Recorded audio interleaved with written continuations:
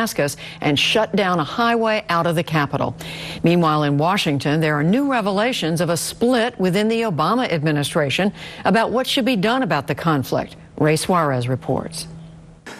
When something happens, it was a short moment in a long hearing devoted to another topic, and it yielded a surprising set of answers from Defense Secretary Leon Panetta and the Joint Chiefs Chairman, General Martin Dempsey. Arizona Republican John McCain asked about a report that President Obama rejected a proposal to arm Syrian rebels last summer. Did you support the recommendation by Secretary of State then Secretary of State Clinton, and then head of CIA, General Petraeus, that we provide weapons to the resistance in Syria? Did you support that? We did. You did support that? We did. So far, the president's judgment has been that things won't get better with American arms. Instead, he's warned the weapons might fall into the hands of extremist elements. Thank you. A concern reiterated today by the new Secretary of State, who was asked about the deliberations last year. I don't know what the discussions were in the White House and who said what, and I'm not going to go backwards. This is a new administration now, President's second term.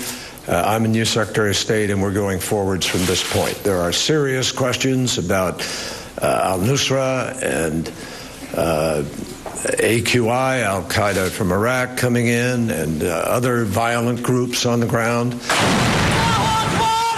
Those groups are among the most effective fighters against the Assad regime.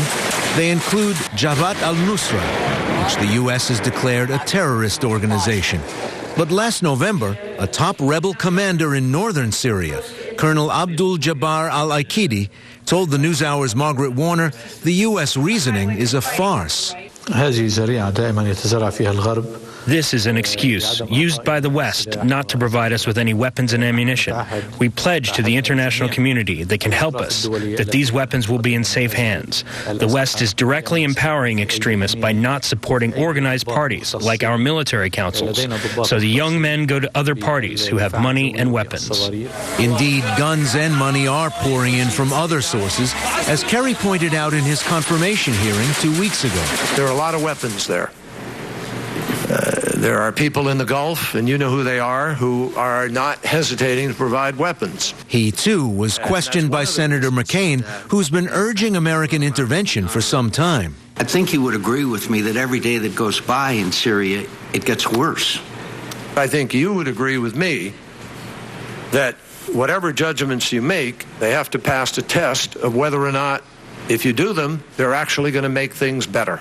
For now, the U.S. is providing what it calls non-lethal assistance. And with Panetta's departure from the Pentagon today, plus Clinton's last week and Petraeus' resignation last year, General Dempsey is the only known remaining advocate of arming the rebels, still in a top advisory role.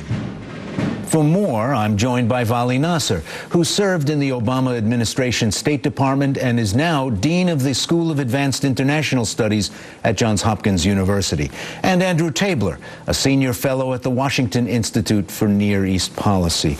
What were the main schools of thought? How did the camps break down in this